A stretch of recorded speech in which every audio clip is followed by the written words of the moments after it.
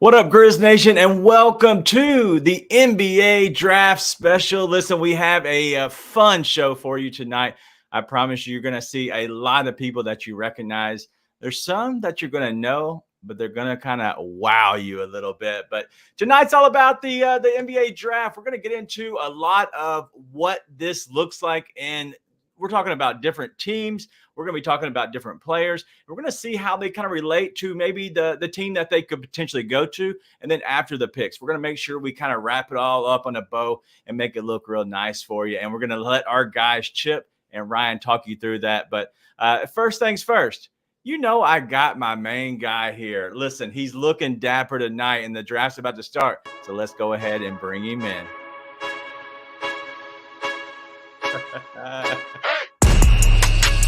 Yo, Nate. What up? This whole thing? Looking good, buddy. Looking good. Big draft guy, baby. All right, so tonight, obviously, it's getting started. Listen, I clicked it off already. What's happening with this stupid thing? Music never works. Yeah, literally. I clicked it the right way, and then I turned off the thing, but whatever. All right, so listen, we're looking like we're getting the draft started here. I have it on my screen, so if I'm looking down this way, I'm looking at the little bit of the draft, but we're going to have a fun time for you tonight. Listen, me and Nate are going to be your palate cleanser. So we're going to be talking about the different guys in the draft, and then we're going to go to Ryan and Chip to actually give you the analysis. So there's no reason to not have fun tonight. I promise you, I have zero idea what Nate is going to talk about. And honestly, I think Nate has zero idea what you're going to talk about. Yeah, I have no clue. All I know is it will almost certainly be visceral, whatever it is. It'll be fun. Yep, for sure. Hey, listen, it's going to be a fun time. We have so many people back from the postseason shows. We're seeing Rusty Witt and Desert Squirrel and our guy Wayno. Listen, he's already sweating like a lizard in the sun. Nate is sweating already. There's nothing better than his analogies or puns or whatever you call those things. But tonight we have a lot that we're going to show you, a lot of graphics. And so let's go ahead and get to one of our graphics already. And so this is going to be a little bit of the trade alert. I believe we have it. All right. So this is the trade. I believe it was the latest trade right here. So Nate, we're looking at this. Obviously, Malcolm Brogdon going from Portland to Washington, as well as the 14th pick tonight. The 2029 first-round pick, and then 2 second-round picks for Danny Avdija. So anything that you love or hate about that trade there? I hate it for Sean Coleman specifically. More than anything, Sean and Ryan, I know, are both going to be upset about that. Honestly, when it's Washington and Portland at this point, there's nothing to love, regardless of what the move is. That's one of those things where I'm like, okay, cool. That happened. I don't think it's bad for either team. It's just it's Portland and Washington. So, okay, cool. Neat.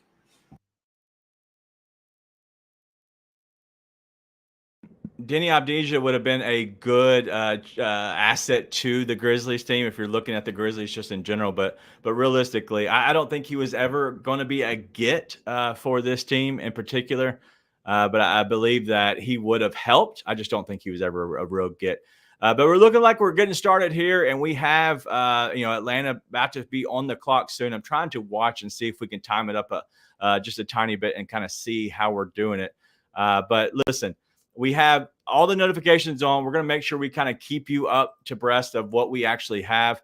And we're going to try to make sure that we're bringing you all the content that you love. But forgive us a second. We're going to kind of look through a little bit of what we have. And before we kind of get into bringing in our friends, the smarter people, they might not look as good, but they're smart. Let's go ahead and look at their draft board here. And obviously, we're looking at the Chip and Ryan's draft board. And so looking through this, we do have, Ron Holland both at the top of the board, which is kind of shocking on that sense, right? So you do have Ron Holland there, and then Reed Shepherd, and then Alex Sarr. All right, so we're going to bring in Chip there, and then here comes another guy that you all know and love, and that is Ryan. So Chip, let's go to you first. Looking at your board here, would it surprise you for anybody else other than probably Rishashar to come off the board first, even though he's not really even on your top one of your guys? Yeah, it would not surprise me. That kind of seems like the way that the Hawks have been going for a little while. It was Alex Sarr right around lottery night, but ever since then, it's just trended towards Zachary Reese-Shea. I'm a little lower on him than the consensus. I think he's a good prospect, but not a guy that I would typically consider for the number one pick. But I think, like we've talked about a bunch, this is a draft where beauty's kind of in the eye of the beholder. And so with Atlanta, they locked in on Reese-Shea, and that's what they're going to do, it seems like. So, yeah. Yeah, going back to this board, I do believe that Reese-Shea is going to be one of the guys that's going to leave. If he's not first, I expect him to definitely fall maybe to fourth to San Antonio, and he could even slide there at that point. So there could be a big slide for him. I think it's very wide open whether he goes first or he would drop down to the 5 or 6. But Ryan, let's go over to you real quick and looking at that. Anybody that you're looking at other than Reese-Shea that's actually going to jump off the board here first? I think this late in the game when Woj says something about reports and they're zeroing in on somebody, you just take that as gospel at this point. And we're respecters of the betting market. And when that moves this close to draft time and Woj says they're zeroing in, they probably are going to take Reese-Shea. Like Chip, he's not my favorite prospect in this draft. We both love Ron Holland, but it's a swing for Atlanta. He's not, to me, like a top like he's not a huge guy that could be a star, right? But he could be a potential 3-and-D wing for them that could kind of fill the holes if they decide to keep Trey and DeJounte. So it'll be interesting to see how it fits, especially DeAndre Hunter around.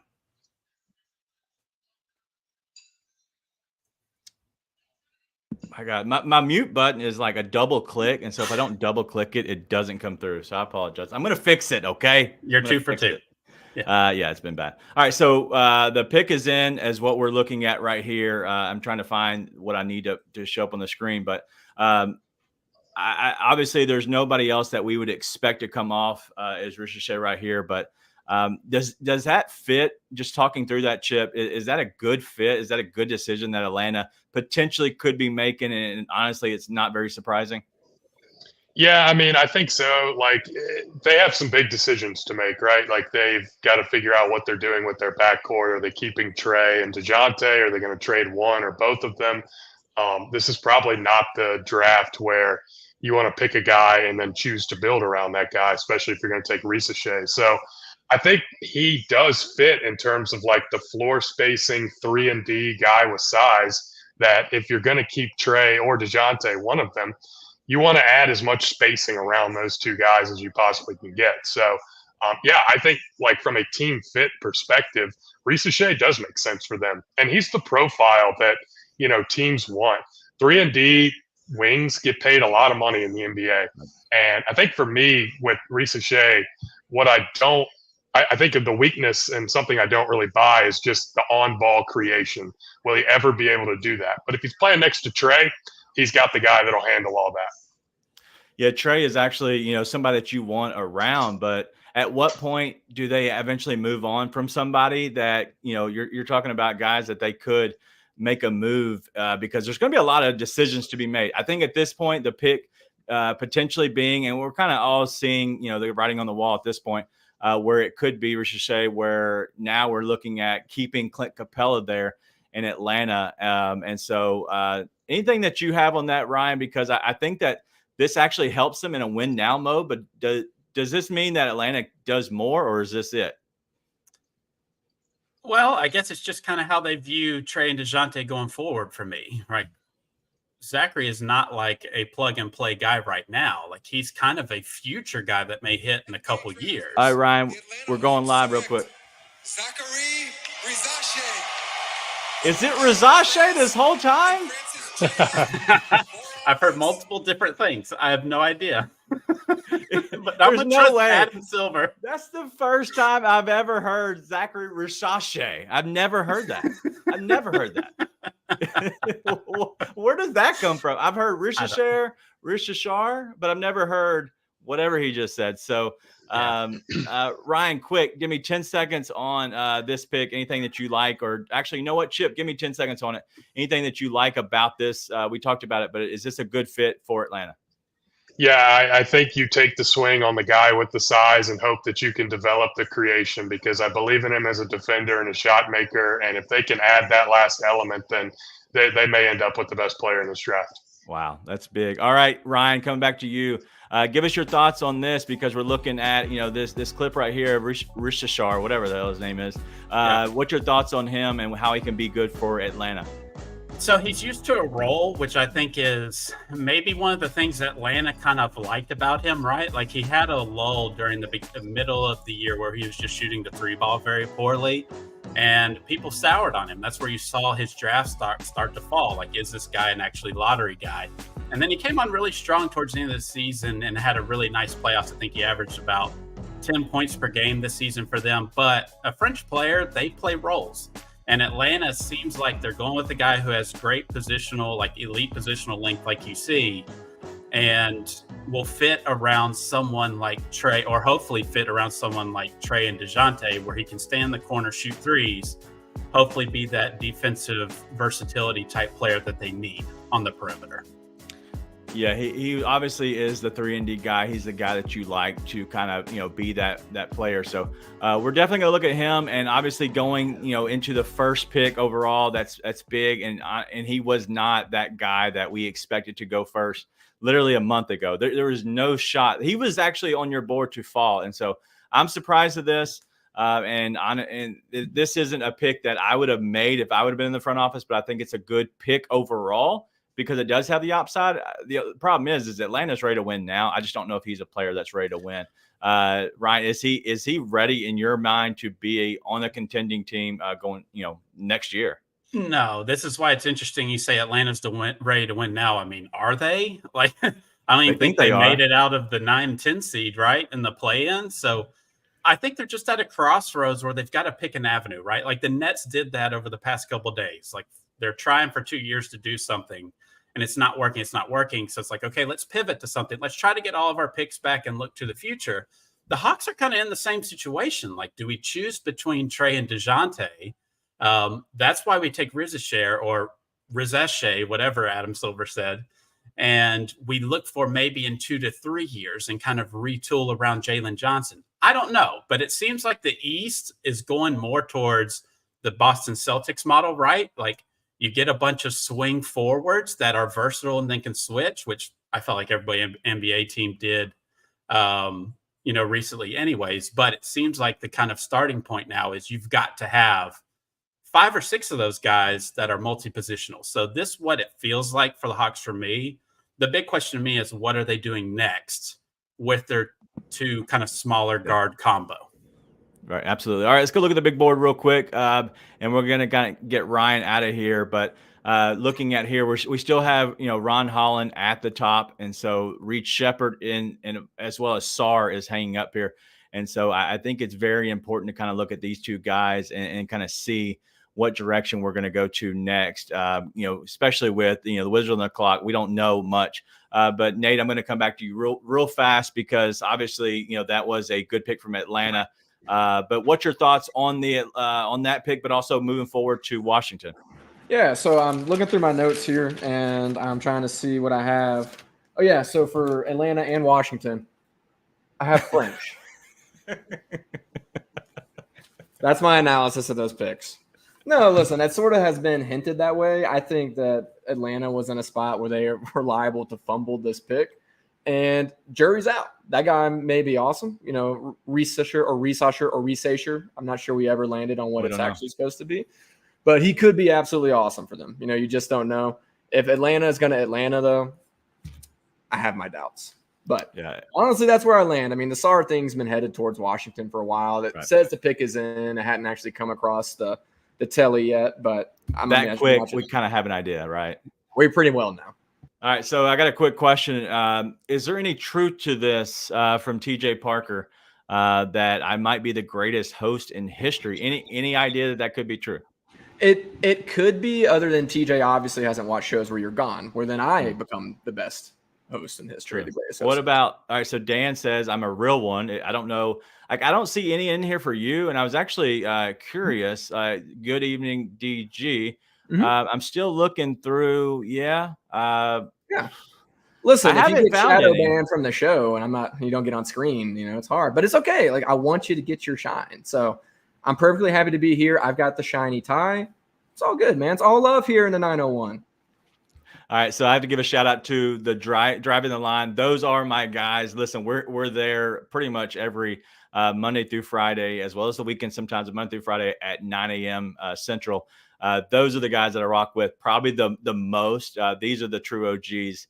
That have been with us. But all right, we're going to come back to you, but we're going to go back and look at it real quick, looking at the draft board, because, honestly, it is something we're going to take a quick peek at while the pick is coming in. NBA draft, the Washington Wizards select Alex Sarr from Toulouse, France, overtime elite and Australia's Wildcats of the NBL. All right, we're going now to Chip and Ryan and looking at this. Obviously, we're looking at your big board available. And Ryan, your thoughts on, with Sarr right there, surprising at all? No, I don't think it was surprising at all, especially with talk past couple of days, and Sarr's been interviewed at length already about not working out for the Atlanta Hawks. It seems like him and his agency were positioning for this. It's interesting, is there a connection with the Denny Avdija trade? Like, were they trying to open up a spot for him to play power forward? That seems like what he wants to do. He wants to be kind of like a big guard. So we'll see if that is what they're going with. But hey, it's an expected pick for the Washington Wizards. Yep, Chip, back to you there with that. You like this pick because, honestly, he was, tops on both your boards for sure. Yeah, tier 1 guy for me, or highest tier in this draft, tier 2 for me. I think that this is exactly what you're looking for when you talk about a modern big, like possibility to switch. He can really protect the rim, covers a lot of ground on defense, really fluid mover for a guy that's his size. I think the big question for everybody is just, what does his offensive game look like? He struggled a lot playing in a professional league this past year in Australia. And I think that he's got a long way to go before he really is going to be an impactful guy on offense. But I really believe that he can step in day one and be an impactful defender in the NBA. And this is a swing. And this is, again, the kind of guy you look for in the playoffs that really can switch across positions and probably is never going to get played off the floor. So really nice pick here. If this had been the number 1 guy, I would have completely understood it. And at this point, the Washington Wizards just need as much talent as they can possibly get. And so really like this pick from them, and really interested to see kind of the development path for Sarr with them. Yeah, no surprise here. Ryan, go ahead and put a bow on this. We have Meadows musings over here. So share a little bit of why you like just Sarr, just overall, just anything, your thoughts on him. Yeah, I had him number 1 overall for the last couple of weeks, and then just dropped him 1 spot for Holland, just because of, like Chip was saying, with the offensive stuff. Like, what does he really do, right? And you see that in my notes kind of there. A lot of time, I mean, it was early in the season. He played against G League Ignite, and a lot of his stuff was like trail threes, pick and pop kind of stuff. Wasn't really, banging in the post that you would think for a big guy, but he was doing stuff like rim running and alley-oops. So I think with Sarr, you're kind of hoping for the defensive upside first, and then maybe where Washington, where he can just get up shot after, well, maybe he gets up shot after Jordan Poole, but he develops an actual steady offensive game to complement with what his defensive ceiling could be. And if those two match up, it's a warranted number 2 pick, right? But I just a little cautious with him, with wanting to be a stretch 4, and he doesn't want to really, do the night-to-night work, which no one really does, right? But worst case scenario for the Wizards, they've got a 4 who hopefully in a few years can hit consistent threes and will be kind of an albatross roaming the paint, blocking shots on help side. Yeah, no, I agree. All right, Ryan, we'll be back to you in a second. And so we're going to look at the big board right here. And, it's obviously updated. We've lost, now Richard Char that was not on there, or however the hell you say his name now, Adam Silver. Screw you. I will say that we're going to call him whatever we want to, but going to over here back to Nate, obviously we're going to look at this and see Ron Holland is still up there, a little bit of a high upside play there. And so we're looking at now Reed Sheppard potentially going 3 and Nikola Topic over here for Ryan.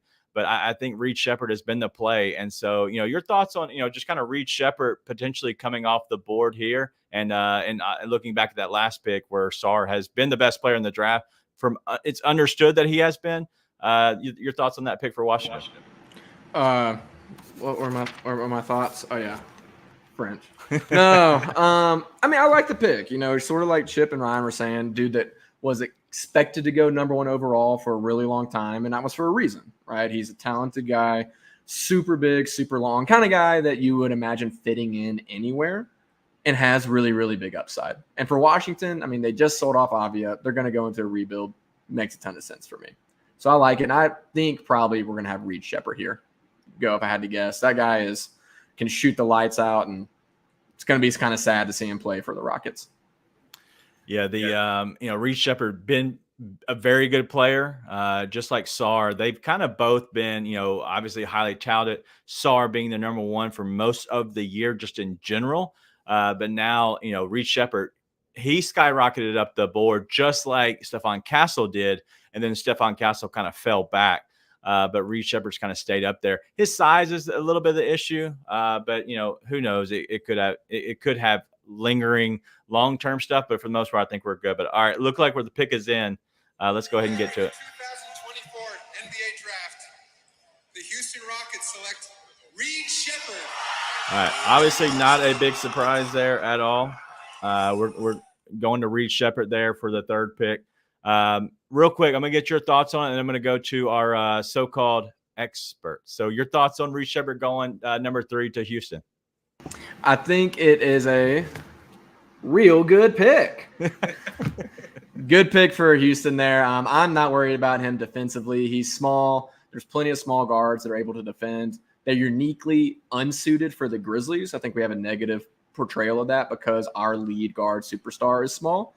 But in general, he defends well for his size. Put him next to bigger guys, he's going to be fine, and he's going to shoot the lights out. So I think it's a really good pick for Houston. I think it fits really well and fits with what they've already got going there.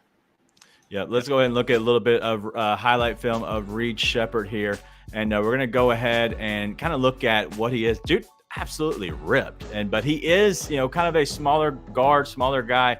And Ryan, we'll go to you a little bit and share your thoughts on Reed Sheppard. Just quick thoughts on Reed Sheppard just overall. Yeah, overall, he's the one that when I came on the show a couple weeks ago, he was at 10 on my big board, and that wasn't right. So I had to move him up. I think last I had him was 5. And, the big ding at first was the size, but the more you look at the numbers, the film, you're looking for maybe 15 to 20 guys to draft that can play for you, right? They're going to make it past their first contract. And Reed Sheppard's the guy who's going to make it past his first contract. So you might as well take him for the shooting alone and the athleticism that he showed. Yeah.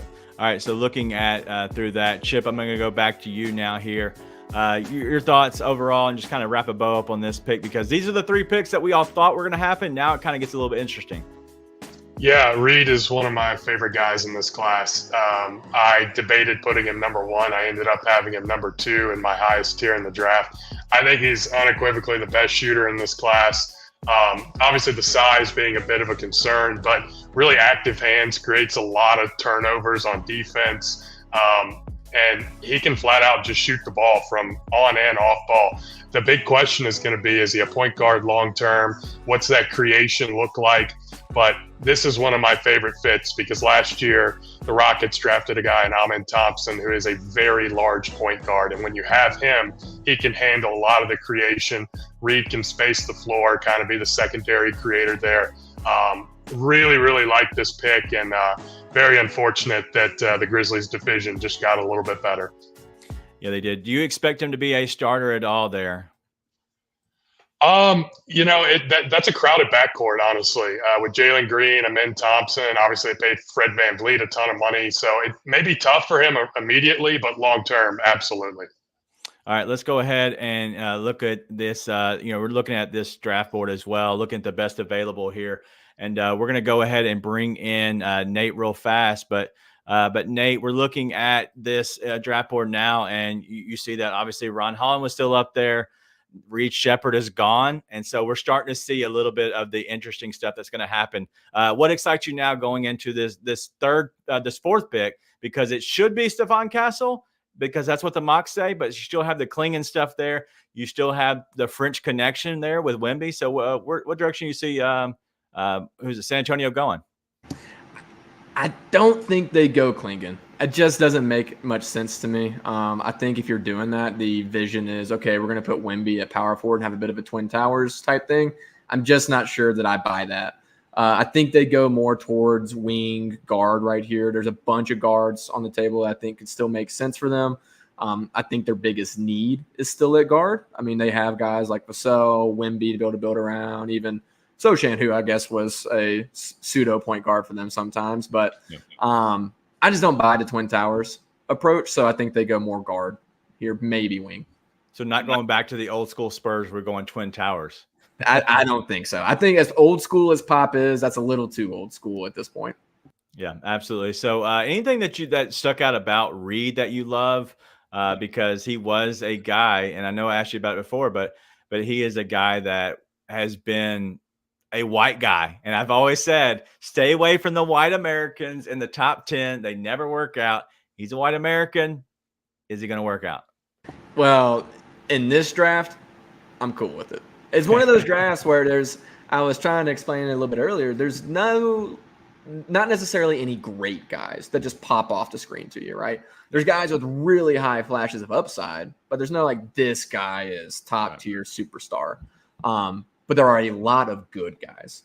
And I think Shepherd is one of those really low floor guys that also has a bit of a higher ceiling, depending on the kind of shooter he becomes. So, yeah, I like it. I like that he has a high floor, but also has a little bit of ceiling. Anyone that can shoot that well, there's a place for you in the NBA, unless you just get the absolute yips when you get there. So he makes up like 2% of the league. Jarrett wants to know, like, what's wrong with us white Americans? Listen, that makes up 2% of the league. That is the issue. But let's go back and look at the big board as the guys have. You're going to keep seeing Ron Holland, guys. That's just the truth to it, because our guys love Ron Holland, and he has the upside, and that's the biggest thing here. But we're going to go back to looking at this. And Chip, we got a little bit of your stuff here, and so talk to you a little bit more about your board. How is it shaping up? Is anything now that as you look into this fourth pick, what direction do you see it going? Yeah, it seems like the mocks think it's going to be Castle, and that makes a lot of sense. I may end up looking a little silly for having Castle outside of my top 10, because I think a lot of guys are going to look really good when they play next to Wemby.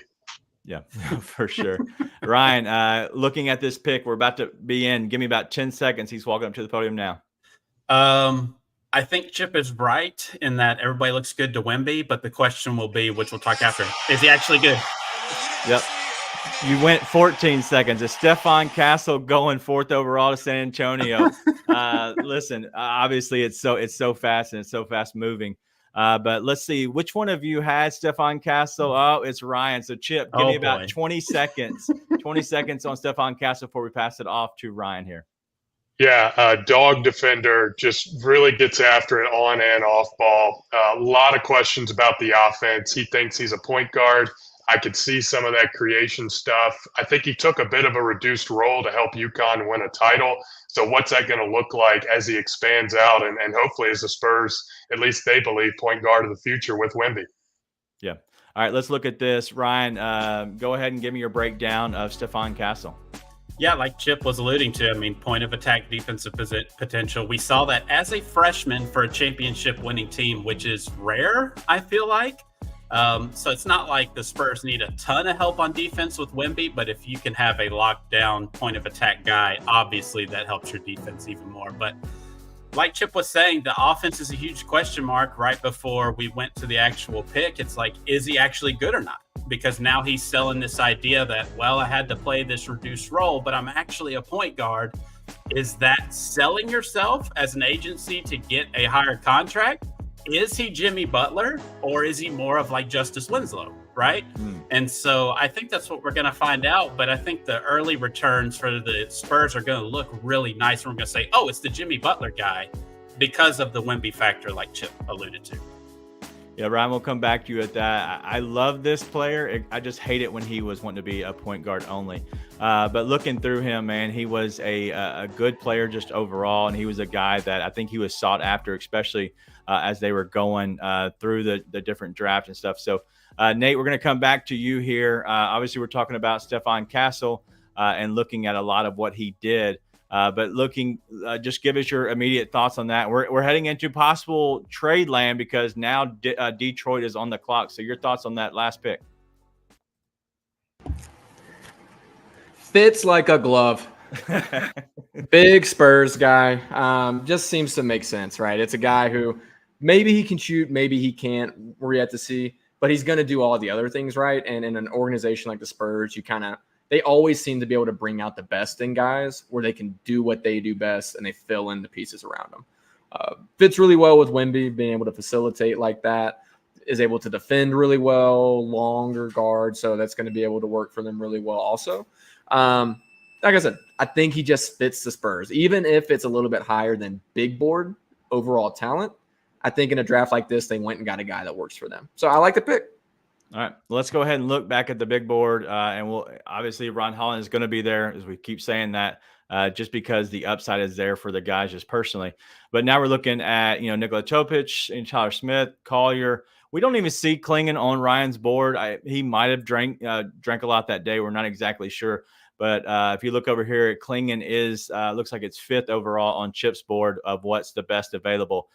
So just looking at that overall, I think that our guys are going to kind of prove us right that Klingon could be here. But, man, this draft could go so many different directions. So any trade you're thinking or anything on the Grizzlies side of things, because they've been rumored so much to move up to Detroit spot here? Well, I said this last night on our little pre-draft night show, and the rumors started to reinstigate this today.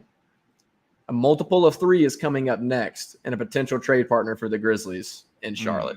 So we are getting into that territory. I've not been the biggest fan of trade up in this draft, but we're getting to that territory where it probably wouldn't take the biggest haul ever to move up a few picks to get your guy. And they've never been afraid to make that happen. So we'll see what happens here. I think that they are starting to get into that realm of possibility. Or maybe Detroit decides they want Klingon and Jalen Duren is expendable. Wow, that would be big. Let's go ahead and look at the draft board here. Looking through it, Dillingham could go, Isaiah Collier, but as the guys know that they're loving on, Klingon as well, which has the potential. I'm just curious on whether or not what Detroit actually does. Let's go ahead and bring in our experts, as they say. Ryan is touching the sky. We're going to bring him back to the world. Ryan, excited? Not excited? Send me my money.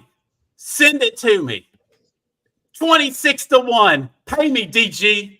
I gave DG earlier today. Hold on. Nobody knows the pick. You're way ahead. Sorry. I'm excited.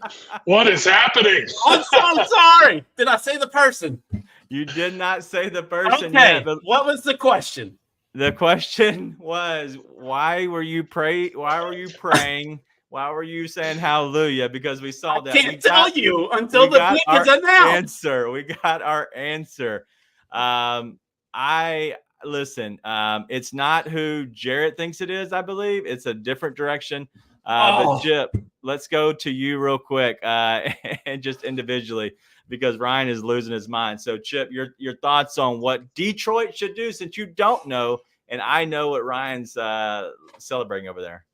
Yeah, I have no idea. I have not seen the pick. I've done a good job of not having it spoiled for me. I mean, I think that, a wing makes a lot of sense for them. They've kind of had Matas Buzelis mocked to them a lot. There's obviously, Dalton Connect, our guy Ron Holland. Like, are they just going to continue to collect these wings that seem to fit pretty well with Cade Cunningham? Or, it's a new regime. Do they want to maybe move off of Jalen Duren and go with another big? So I'm fascinated. I'm very excited to see why Ryan is so excited. All right, so obviously the pick is in. We're going to get to it in a second, but I'll give you a little bit of a spoiler alert, Chip, since you don't know. It's one of your guys, just so we're on the same page. So you're going to have to give the recap. I'm going to give Ryan first dibs because Williams words, baby. There's a reason he's celebrating, but I'm going to give you first dibs once the pick is completely announced and completely in.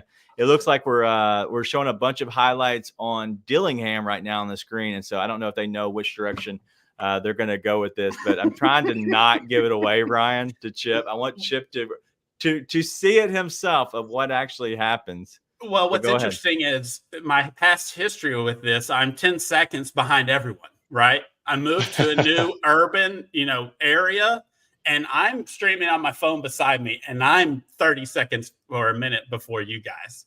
So, ooh. So yeah, just saw the update. I've upgraded. So yeah, I'm excited. All right, so the pick is in. Looks like he's walking to the actual board, so I'm a little behind. With the 5th pick in the 2024 NBA Draft, the Detroit Pistons select Ron Holland II from Dallas, wow. Texas. Send me my money, DG. Listen, I actually just looked at my Venmo account. It's broken. I can't send anything back. I'm filing a lien immediately.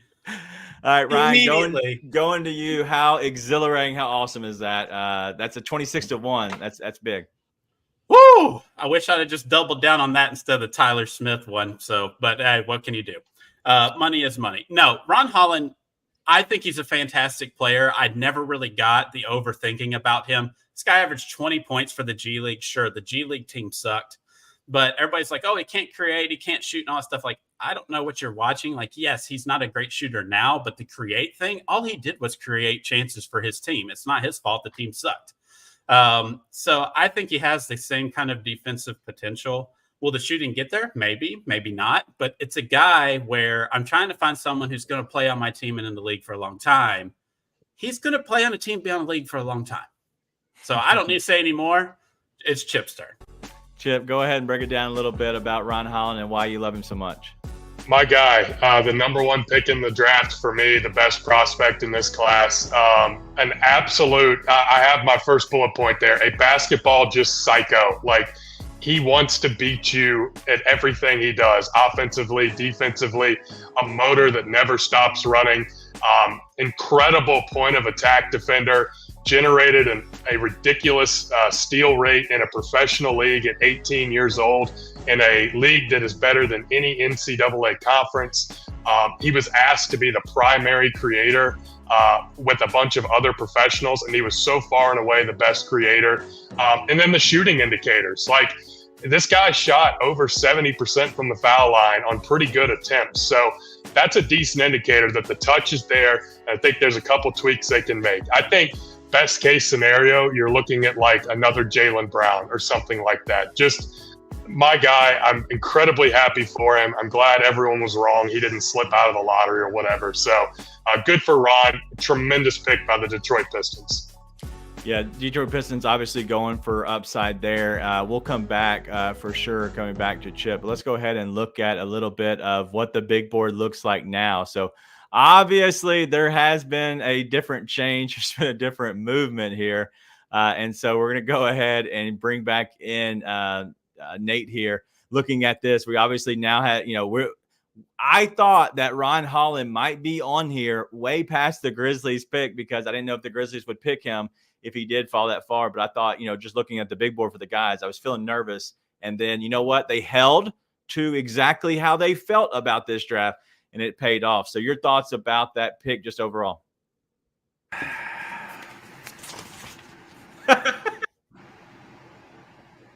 Man, he wasn't necessarily my favorite guy in the draft, right? We all know who my favorite guy is. If you don't, there's plenty of shows for you to listen to. At the same time, that was one of the guys I was like, man, they could absolutely steal this dude at 9, and that would be awesome for them. I mean, same thing as sort of what we were talking about earlier with the Wizards and Trailblazers. It's the Pistons. I'm not overly excited to see a guy who I think is awesome go to the Pistons. At the same time, I do like the pick. I mean, it is a great dude, a great player, hyper athletic, massively athletic wing, huge motor. I think he can learn to shoot. It's the NBA. A lot of guys have learned to shoot. So I think he's going to be awesome. I like the pick. I'm a little upset he's not going to be there at 9 for the Grizz to choose from. Yeah, for sure. All right, let's go ahead and keep spinning it the right direction here. We're gonna come up now. Who is next on the available is the Charlotte Hornets sitting at 6. Okay, so obviously you have Hornets, the Blazers, and then you have the Spurs, Grizzlies, 6, 7, 8, 9, and so getting closer into looking at how far is Klingon going to fall. I expected him to go 5 because I thought there would be. I would assume that Detroit didn't get what they wanted.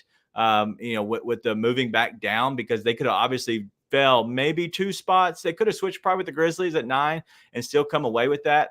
We'll see. So there's a lot of speculation. So Charlotte, any thoughts on what they do? Anything that you're thinking they should do if you had to give an opinion? Relocate. I'm just kidding. Guys.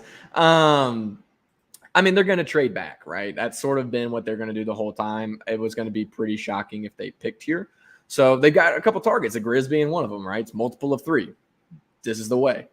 At the same time, Blazers reportedly want to try and get up there. There's a handful of teams that would love to get up there. So I do imagine that they trade back. That being said, there are guys on the board that make sense. They're not just flush with centers. It's not that they don't have bad centers. They have a couple of really talented ones. But we've seen teams roll through some prospects every now and then, James Wiseman being one of those guys. They might look to throw another dart on the board with Klingon. There's really good talent there with Devin Carter. Not sure if you think he fits next to LaMelo. A lot of good guys, maybe a Dalton Connect, but I imagine they still do the trade back.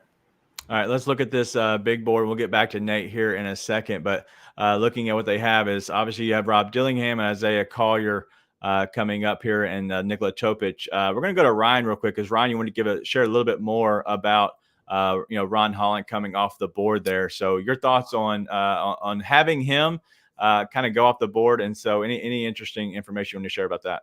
Well, I just want to bring it up because, it's been rumored for the past couple of days about Detroit with Jalen Duren, Isaiah Stewart, to kind of help Nate. I know he's sweating over there in that suit, so I want to kind of give him a breath of fresh air, is this a potential spot where the Grizzlies are doing their trade partner with, right?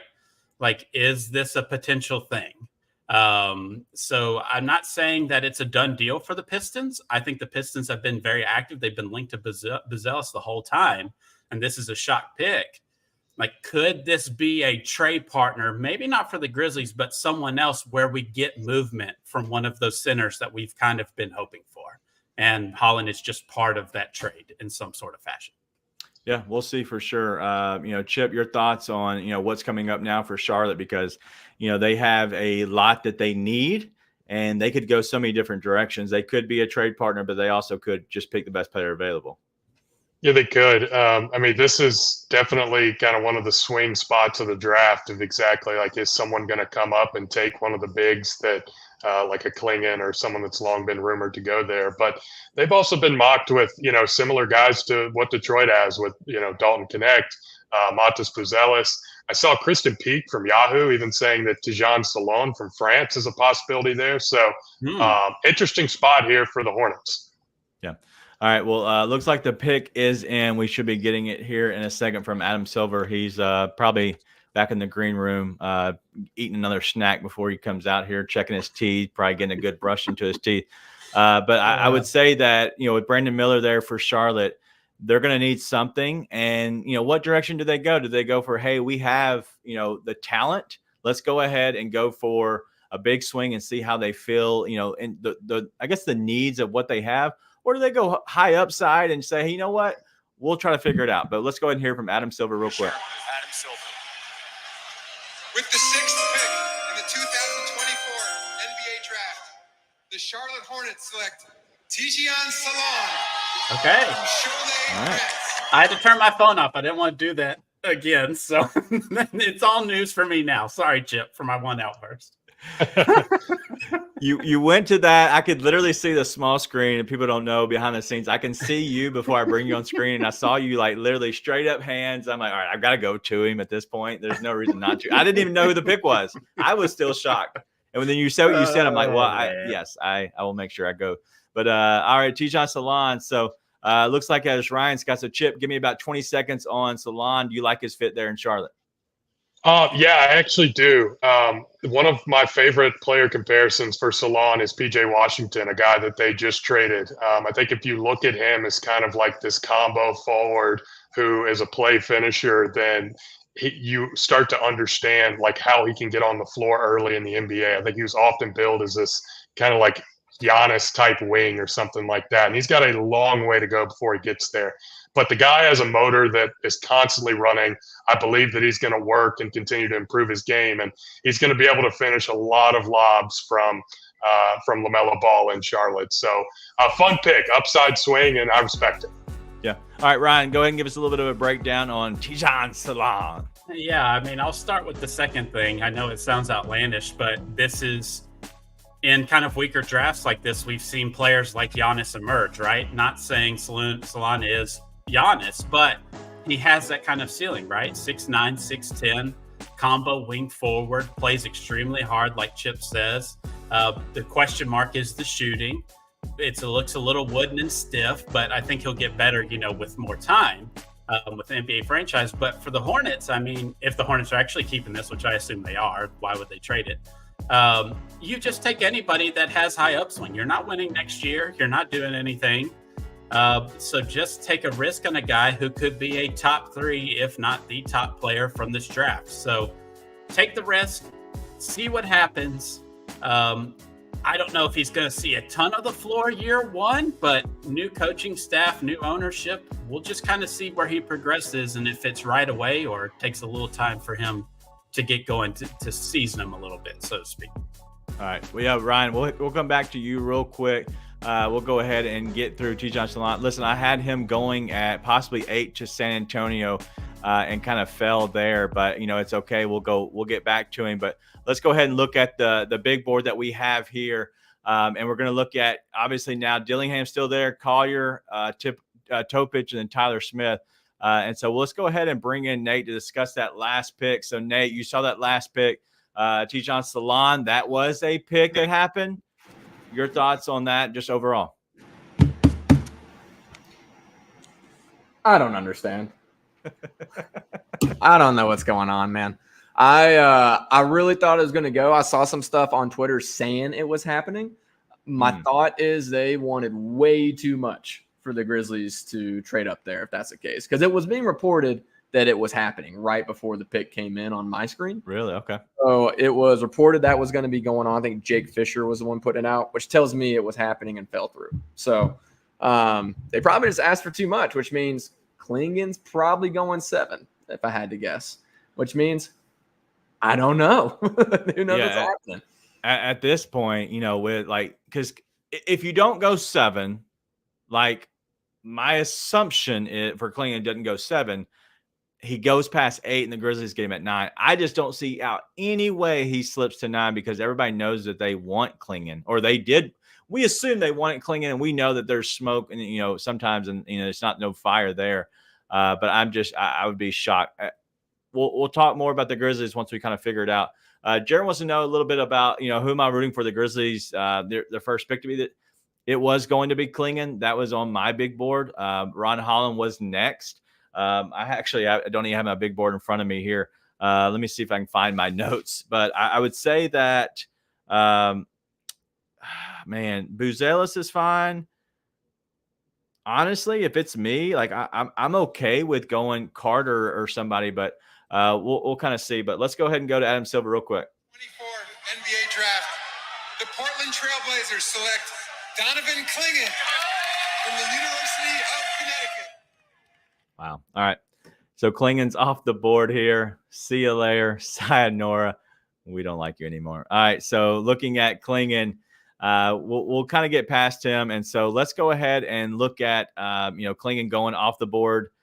He definitely falls down on the guy's big board. And Nate, we'll come back to you in a second, but just looking at this, that means that Dillingham now has kind of fallen down. He's still, falling out. I think he potentially falls out of the top 10. But let's go ahead and look at Donovan Clingan here, because I do think that he is a guy that could be a good pick moving forward. I just don't know how he does in Portland. So, Ryan, your thoughts on Donovan Clingan? Yeah, Donovan's fine. Like, he's okay. The skill that you're wanting is the rim protection, right? And I just felt like I saw a lot of times where he just didn't finish well in the post, and that's the thing that kind of worries me. If he's just a guy that's going to be your screen and roll and passer, there's a certain ceiling to that. Like we've seen with the Grizzlies, you can win a lot of games that way, right? But your ceiling might be the second round of the playoffs if that's your main guy. So I don't know. I mean, I don't know what's rumored going on with this pick, but I'm a little confused by it for the Blazers because they just traded for traded for Abdija, and now they've got Ayton. They still got Jeremy Grant. Like, what is the rotation going on right there? So I don't know. I don't really get it unless the Portland's doing something else. Yeah, Chip, this is your guy that you had obviously ranked a little bit higher than Ryan. So, break it down for the fit there and why he honestly went 7 to Portland. Yeah, obviously you start with the guy is an absolute giant. When he puts his shoes on, he's about 7'3" with a 7'7" wingspan. His game is frankly a little bit similar to what the Grizzlies saw with Steven Adams. Like, really comfortable with the ball in his hands, really good passer, has a little bit of post game, can score. I think that's one of the big swing things for him is how does he score in the NBA. But the sell with him is that he's just an incredible drop defender.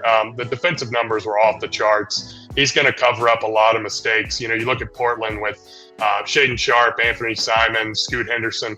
That's a lot of smaller guys who are typically offensive first. And to have a guy like him anchoring the back, I think makes a ton of sense. But he's obviously had some injury problems.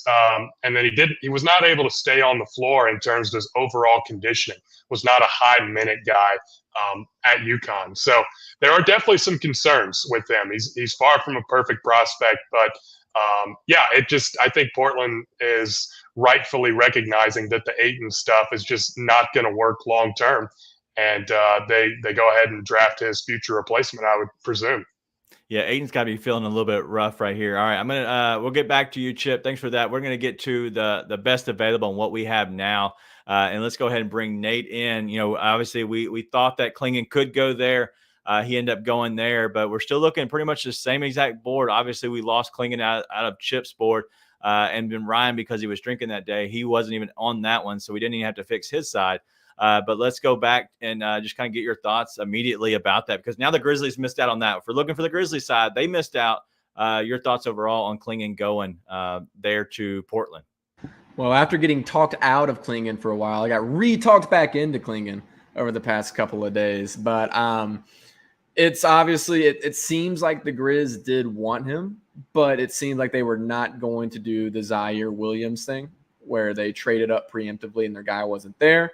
They waited until draft night, and then they weren't able to get the deal done. So maybe that's what happened. Maybe it's been a smokescreen the entire time. We'll never know. For me, the dream is alive. And we'll get to the dream if it happens, or we'll get to the dream when it shatters. But my dream is still alive for who the Grizzlies take with their pick. So we're sitting here, the Grizzlies at 9, and we're coming up on them with San Antonio at 8. I literally had Tijan Salon going to them at number 8, and he obviously went 2 picks earlier at 6. Any thoughts on what's coming up now for San Antonio, any direction they go, because the French boys are gone? So anywhere they go. I'm really hoping it's not Devin Carter. I would love for Devin Carter to be their next pick. He's not my number one guy either, but at the same time, it's you love for the Grizzlies to have that option. I think he's a guy that can fit anywhere. I'm hoping that he doesn't become a San Antonio Spur. But no, I don't know. San Antonio has a lot of building to do. It doesn't feel like the draft is going to be where they do it all. So, honestly, they were a team I thought might trade one of these picks out of the top 10, try and get some different assets to work with. so far it looks like they're keeping that pick, and we'll see what happens. All right, I just actually just saw where this next pick is going, so I don't want to give it away too much. But let's go ahead and look at the draft board. And so we're a little bit behind, but we want to kind of keep it as normal as we can for everybody. But looking at here, you have Chip with Rob Dillingham, and then Nikola Topic, which is obviously coming off an ACL injury. Chip, a little bit about your top guys: Dillingham, Collier, anybody that you think would be a good fit here in San Antonio. Yeah, I think that they can really kind of take any of these guards and feel pretty good about it, because Castle, while he wants to be a point guard and views himself as a point guard, he's got the positional size to be able to guard 2s and 3s as well. So, like, you get concerned about a guy like a Dillingham because he is shorter, but an absolutely electric on-ball scorer and probably the second best shooter in this draft behind his college teammate Reed Shepherd. But really, any of these guards would make sense for them. Ryan, real quick, looks like the pick is coming in soon. So give me your thoughts real fast. I would assume with Castle, they got a big point guard. Now they need to look shooting. That would be my assumption. Anybody that you're targeting if you're looking at their board just overall? I mean, if you're looking for a shooter right now, it's Dalton Connect or Rob Dillingham, right? Those are the two immediate ones that I would think of are still currently available. Okay. Well, honestly, it looks like they're going to go a certain direction that surprised me a little bit. But we're gonna look at this real quick. Looks like Adam Silver's coming up to talk right now. With the 8th pick in the 2024 NBA draft, the San Antonio Spurs select Rob Dillingham from the University of.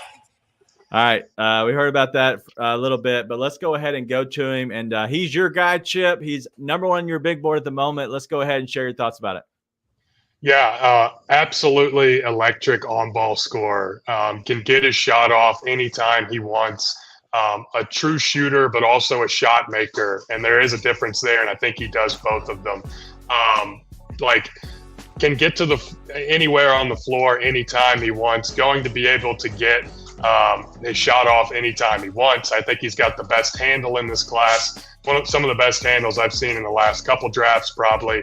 Obviously, my last bullet point there, he will struggle defensively just because of his size and the load that he carries on offense. But look, when you have Victor Wembanyama back there cleaning everything up, and you just drafted what some would argue to be the best guard wing defender in Stephon Castle, then this fit is incredible. This is the Spurs have, shocker, they've done it once again. I really, really enjoy these two picks from them, and I think they all make sense in the context of what they're trying to build. Yeah. All right. So let's get a little bit of, off of him. I think he's a good fit for them. My only issue with that is you're talking about a guy who they just got Stephon Castle. So if you're Stephon Castle, I don't know what you're thinking and the direction that San Antonio is going, but you're obviously getting a good point guard and a good guard. All right, let's go back to looking at the big board here, and we'll bring in Nate to discuss this last pick. But obviously, Rob Dillingham will fall off, and Isaiah Collier goes up on the top of Chip's board. We'll come back to that real fast. So, any thoughts on that? Rob Dillingham going to San Antonio there? A little surprising. Didn't feel like the Spursiest guy left on the board. We just talked about a team that often does a lot of stuff for fit. At the same time, for all the reasons that Chip was just mentioning, I like Dillingham, right? It's a guy who, again, I think as Grizzlies fans, we were probably not super high on just because of the fit with our specific team. At the same time, it's a dude who can absolutely score the ball at a extremely high clip, can handle the ball really well. Seems like a more of a true point guard type. Same thing. I'm not positive how it works when you have him and Castle both coming off the board in the top 10 for San Antonio, but we'll see how it plays out. That's an organization that seems to be able to figure quite a bit out in that regard. All right, let's go back and look at the big board right here, Nate. And anybody on here that you're looking at, because now it's the Grizzlies, right? And the pick is in. They have somebody who they obviously have targeted. And so I'm curious what direction they go here because, with the Grizzlies being on the, picking, I don't know who in the world they would pick. Is the person that they pick on the screen right now, Nate? Yes. Okay. Well, okay. I'd say hopefully, but I think I'd be hoping for something different than a lot of people would be. All right, we're going to bring everybody in. We're going to do this together. We're going to look at this pick. Obviously, the pick is in, and there's a lot of people that know who it is. Does anybody know who it is? Because there has been rumors. I've heard there potentially. Chip. So Chip knows who it is. Yep. Listen. You're the main one that said you didn't want to know, and all of a sudden know, now you're the I one know. knowing. I can't tell by his steely glaze I know. if that's a good thing or a bad thing. Am I about to be disappointed? Never too high, never too low. I have my guesses, but I do not know. I will say I am containing excitement. I am fascinated by this, and I'm containing excitement. Okay. Okay. Yeah. Well, now I think my guess might be wrong. I have excitement that I want to not be I don't want to be live on video when this pick comes through. So I might remove myself and take a walk around the block or something. Again, only thing I promised was visceral. So we're going to see. Anybody that Nate, let's go around the table real quick. Nate, anybody you don't want it to be? Yes. Who? No comment. I'll say it. Ryan, anybody you don't want it to be here? Zach Edey. I don't want Zach Edey. All right, so we're gonna hopefully go through it. Listen, I know that some of us won't love it, some of us will love it. There's been a lot of speculation about this pick. I've thought about it for a while, and we kind of had intel that it could be him, but I don't know. So let's kind of hear from the commissioner. The 2024 NBA Draft, the Memphis Grizzlies select Zach Edey from Toronto and Purdue University. He didn't even go to the green room. He didn't show up to the draft because he did not expect to actually go. Chip, give us your thoughts. I'm tired of talking about it, and I just don't want to be here anymore. Okay, so Zach Edey is maybe the most dominant college big man in modern college basketball history. The analytics for him are beyond off the charts. He dominated for multiple years in a very good conference, took Purdue to national title game.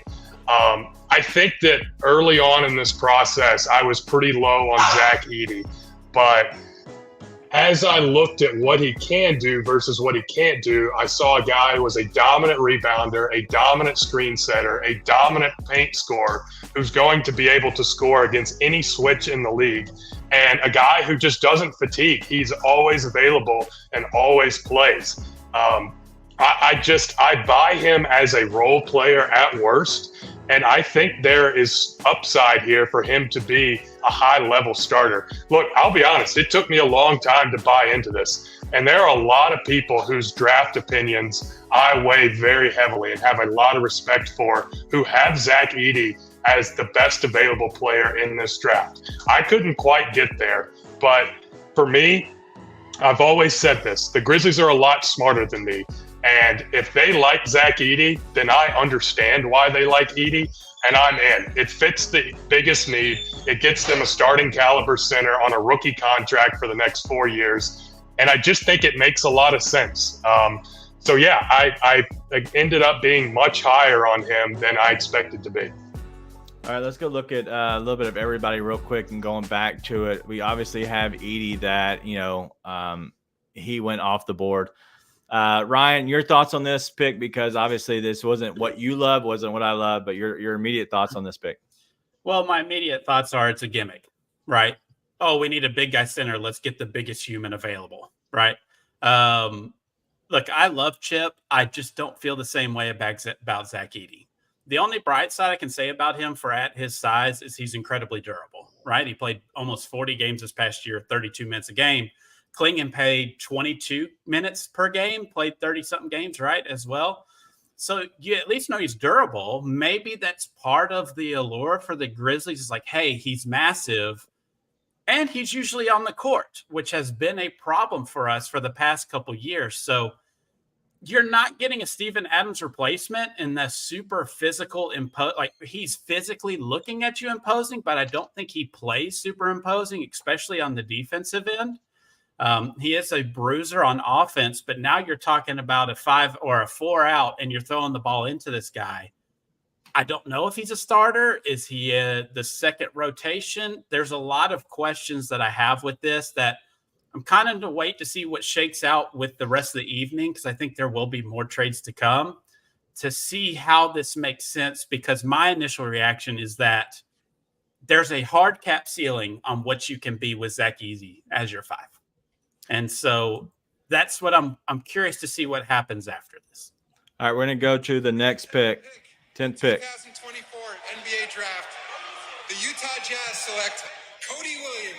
All right, Cody Williams going to Utah, and at this point in the draft, boys and girls, we're gonna give you the picks. We're gonna go all the way up into 14 and give you that pick, and then we're gonna wrap it up. But we're gonna continue to keep us 4 on the screen. We're gonna go through a little bit of the Grizzlies, but going through Cody Williams, Chip, you had him higher on your big board. Your thoughts on Cody Williams just overall? Yeah, really long, wiry, great finisher. Obviously, the brother of Oklahoma City wing Jalen Williams from Santa Clara. A guy that was a really tough eval for me in this class because he had multiple injuries throughout the season. He had ankle problems. He obviously had to wear the face mask. He was at, facial injuries. But when he was healthy, he basically was impossible to keep out of the paint and finished at a very high level. His 3-point shooting percentage is high, but it's on very low attempts. Just to be honest, he's a project. It's going to take some time with him, but I think you can see the outline of a really good wing and a guy who obviously has the pedigree of his brother now being a very high level NBA player with the Thunder. Yeah, I'm just curious can he live up, and is this because his brother did so well this year? All right, let's go back a little bit because we're going to still wrap up, and you haven't had your chance to talk about the idiot. But Nate, your thoughts about Zach Edey? Go Grizz. I'm a fan of anyone that's on the Memphis Grizzlies most of the time. I don't love the pick, but it's a lot less about Zach Edey and a whole lot more about the guy I wanted to be with the pick, which it's no secret. I'm huge on Day'Ron Holmes. I just think he's awesome. I think he fits the way the Grizz play. I think he's underrated. And so I would have loved for them to go there. I personally would have loved for them to trade back and then get him a little bit later on. But listen, sort of like Ryan was saying, ironically, since he didn't like him, I'm going to twist into a positive. He fits the need the Grizzlies have. I have doubted the entire time, even if they took a Klingon or took Edey or even a Day'Ron Holmes, that they were going to go into the season with a rookie center. Don't think it's going to happen. I still think there's moves to be made out there. Listen, we're going to see what happens. I said, I'm not as down on Edey as I was big on other guys. So I'm interested to see what happens. I did get, into a Twitter argument, which I try really hard to avoid for the most part a while ago, saying I thought that Edey's footwork on the offensive end at least looked better than Klingon's to me. I thought he looked better down there and sharper. So can I mention something real quick? Yeah, go ahead. Is this a play that's very specific drafting because in the playoffs you're probably going to have to run into the Timberwolves, right? Like it's just maybe the Grizzlies are more complete than we think they are, that they're looking for specific players now to play certain different types, right? Because you're not going to have Zach Edey for 3-4 rounds, right, in the NBA playoffs, but you'll probably need him against a giant team like the Minnesota Timberwolves if they stay constructed as they are, especially against Rudy Gobert. So maybe that's what's going on here. I don't know, but that's what it feels like. It's a very specific, we're going to have to go through this team at some point. Let's have a guy just in case to match that size. Yeah, and that could be true for sure. It looks like we're coming up on the Bulls here. They just went to commercials, so I'm not going to give the pick just yet. But speaking of the Timberwolves, let's go back and recap a little bit of the trade that is happening. It looks like San Antonio is sending out Rob Dillingham to Minnesota. So Minnesota is receiving Rob Dillingham. And I did not expect that. I did not know that happened. And then now they're going to get a 2032 unprotected first rounder from Minnesota. So I'm guessing they're saying, hey, listen, this is a long play. And then a 2030 pick swap. That doesn't make sense. And that can't be the whole trade. Does anybody else have any thoughts on that? Because that just screams outlandish to do that. I do. I mean, if everybody doesn't mind me going again, like it's just kind of the state of this draft. And it's not a draft where you're going to get a lot of star power. Minnesota sees a microwave score, which they have problems in the playoffs with that. And I think Rob Dillingham is more of a bench microwave scorer, which is something they kind of desperately missed during the playoffs in just spot minutes, that it makes sense for Minnesota to do this. San Antonio, I mean, what's hurting you by pushing this out 6 or 7 years? Like This isn't bothering you at all. And with what's going in Minnesota with the front office and the ownership change, there's been all sorts of reports they don't want to pay luxury tax. The new owner is going to be cheaper. You always have new owner syndrome. I mean, this could be a very, very valuable pick in a few years that they could use once again for somebody to entice to get up higher in, say, next year's draft when you got Cooper Flagg, right? So I think Dillingham fits kind of immediate need that the Timberwolves are looking for, and they have the defensive infrastructure to surround him to kind of save him a little bit. It's interesting from the Spurs because it's so far out, and it's a top 10 pick. That's rare. Yeah, like you just do not get trades like this there where no players are involved, where it's 6 or 8 years out picks for a top 10 pick, and that's just the way this draft is this year. Nate, you want to say something? After a brief period of mourning for the Dayron Holmes Dream's death on national television, I've talked myself into Zach Edey. Zach Edey is going to be a Grizzlies legend. He's going to have his jersey in the rafters. We are so back, baby. Rick Ryan forever. God. Zach Edey. That's our guy. I've talked myself into it. I'm a happy camper, baby. Look, are you doing Gigi and Edey in Summer League? I mean, Edey's going to average 40 in Summer League, and we're going to fall all over ourselves. Edey's going to be with Team Canada. He won't be playing in Summer League. He'll be at the Olympics.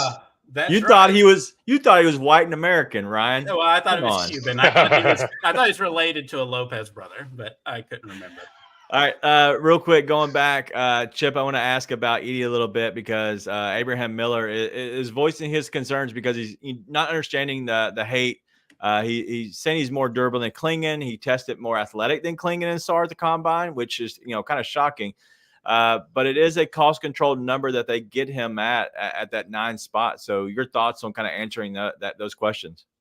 Yeah, no, I mean, I absolutely think he's spot on here. Like the combine testing numbers were pretty shocking with Edey. He was comfortably more athletic than Klingon and beat SAR, who's known as a much better mover than him, and several of the numbers. So, like, that's kind of what we touched on a little bit, too, of this. You now have a guy who's a little bit older and seems pretty ready to be able to contribute immediately, who is now on the cost-controlled rookie scale deal for the next 4 seasons, where you don't have to go spend a ton of money and get, unload a lot of assets to go get a center.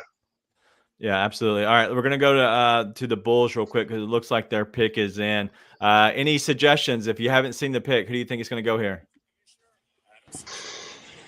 I've seen the pick. Better be quick.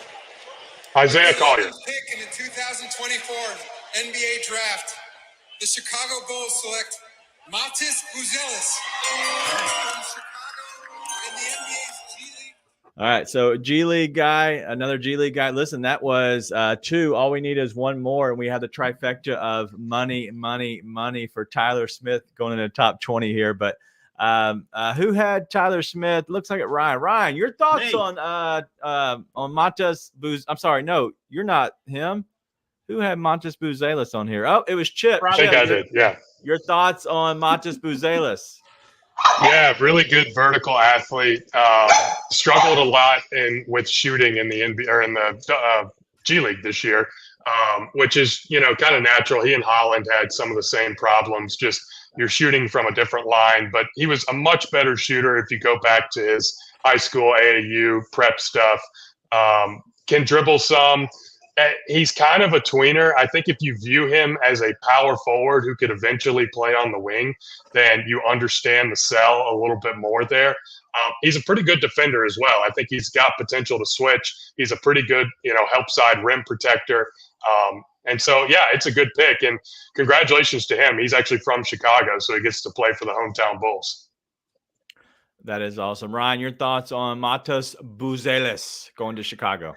Yeah, I mean, on my board, Tyler Smith, I have him above him, and Tyler Smith's probably going to be on the board for a while. Just FYI for everybody. Hopefully, in the next 9 picks, like Daniel said, he comes off the board. But, I mean, Buzelis is, I think it's the promise of what he might be, right? Like, is he this versatile, maybe not 3-and-D. I don't know if he's more perimeter defensive oriented, but he did block a lot of shots at his size, which he's not. I mean, I think he's 6'9", 6'10", so it's not like he's short, but he's also not big for a 4. But he blocked a lot of shots. So, yeah, I think the shooting is kind of the swing skill for him, which you can say that about every NBA player. It will be interesting that he's kind of in the same spot where Lauri Markkanen was, right? With the Bulls. What is his position? Will he be able to flourish there? And they kind of sold on him early, and we saw him flourish in a bigger expanded role with the Jazz. We'll see if he has that kind of trajectory, because I kind of feel like that's where he's going to have to end up being in that realm. Not say that he needs to be Mark and be good, right? But if he's in that realm, he's a solid NBA player and a good pickup for the Chicago Bulls. Yeah, especially going back to your hometown team. He's on the screen right now, losing it emotionally, which is awesome to kind of see. Not that he's losing it, just in general, but the fact that it's so overwhelmed with emotion. And his family is overwhelmed with emotion is pretty awesome to see there. All right. We have OKC coming up. They're obviously a team that has been rival to the Grizzlies here at 12. And then we're going to round them out with Sacramento and Portland just in the lottery, just overall. And then after that, we'll give our final thoughts and get out of here. So I don't want to spend too much time. I do want to give a shout out to all y'all guys for coming on here. Everyone that has been here in the chat. Appreciate it. This has felt more like the post-game shows that I miss. Like when me and Nate are doing our shows, it's very just dormant. It's very chill. We're not a show that comes on weekly. We're a post-game show. We do this kind of stuff because this is more the quick moving, the fast pace, and this is kind of what we're doing. So throughout the season, if for some reason right after the game, if you want to come over and check out Grizz 901, we'll definitely be here. But Chip, we'll look forward to OKC a little bit. Any thoughts on them and what your thoughts on who they might go after, but also what they should do? Yeah, I mean, OKC, obviously a very good drafting team. That's how they have built the team that they have right now. That's certainly a team that's looking to compete. The top guy that I have available is Isaiah Collier. Nikola Topic, obviously starting to slip a little bit as well. Devin Carter, they kind of have someone similar in Cason Wallace, who they drafted last year. Filipowski, we're kind of at that point in the draft where it's going to be difficult to predict because I think teams' boards are going to vary so much. But if they were just to stick with who I believe is the most talented guy available, it'd be Isaiah Collier. And I think he's got the size to be able to play next to a Shai Gilgeous-Alexander, someone like that. Same goes for Topic. Obviously, probably not going to play his rookie season with a torn ACL, but tremendous just creator, downhill playmaker. I could see him being an interesting fit there as well. But got plenty of wings they could take swings on. They like big, long guys. Sorry that the Grizzlies took the biggest and longest guy off the board for them. But I don't know. Maybe they can find somebody else. Ryan, your thoughts on coming OKC here? Yeah, I think like Chip said, of the players that are left, Topic is kind of the swing guy, right? Like he's got the partially torn ACL. He's going to miss some time, but they just traded away Josh Giddey, I think because of the expense of him that was going to come up. And so here comes Topic, or hopefully if OKC knows what they're doing, but here comes Topic with another giant point guard whose question mark is shooting, but now he's on a cheaper contract. Like, we've seen that formula work for them, obviously being the 1 seed in the West. But besides that, like, there's not really a lot of high-end swing guys. Like, do you want Dalton Connect just for the pure scoring? I don't know. They seem to go more towards versatility. Is there any of those guys left? Like, everyone has kind of linked them to Kyle Filipowski. I never really got that one. Like, is Khalil Ware a type of guy that might be interested in? I could see it being a swing guy for sure for the Thunder here. Yeah, I'm curious which direction they do go, and just overall. But Nate, any thoughts on what you think they should do? But anything else you're seeing in this draft, because it looks like the pick is in, but they're dragging their feet getting to it at this point. Yeah, I see the pick. So sorry, it's on my TV screen right now. But I will say I think the pick makes sense after hearing the voice for the first time in an interview this week. Was very impressed with that. But and truly with the pick that just came in, I think another move that was recently made makes a lot of sense. With the 12th pick in the 2024 NBA Draft, the Oklahoma City Thunder select Nikola Topic from Belgrade, Serbia, and Serbia. All right, so obviously the OKC Thunder moved off of Josh Giddey, right, and they got Alex Caruso. So at that point, it kind of, I guess, set them up to have a little bit more of a defensive minded, but somebody who could probably, do a little bit of what they needed. But now you lost that backup point guard potential. And at this point, they're set to the point of, hey, let's go with best player available. And so at that point, I'm thinking that's kind of the direction they went. And so, Ryan, I know you had Nikola Topic pretty high on your board. Any thoughts on Nikola Topic here going 13 to OKC? No, I mean, just to kind of keep going on, like, it just feels kind of like a cost control move, right? If Josh Giddey was not wanting to be a bench kind of facilitator for that team, that was the best route for him moving forward. Why not take a guy who's cheaper and will actually, buy into that kind of role that they need? So there's a lot of question marks about the shooting. Is he quick enough, athletic enough? I think he's, if not the best passer, one of the best passers in this draft. So, I think it makes sense for the Thunder because, this is a team that took Ousmane Dieng, 12th or whatever it was. Like, they're not afraid to take a guy, even if they have to wait on him, like Chet Holmgren. And so to me, he's 6'6", 6'7" point guard, high IQ. I think it's a good risk for them. Yeah. Looking at this, Chip, in your opinion, how does it affect the Grizzlies? Because that's kind of what we're trying to, spin around now is the Grizzlies go draft Zach Edey. So they kind of feel the need and maybe get a guy who could be a dude who could be a decision factor within a game. But now Nikola Topic is, going to OKC and them being one of our bigger rivals in the upcoming teams. How does that affect them going against the Grizzlies, whether it's now or the future?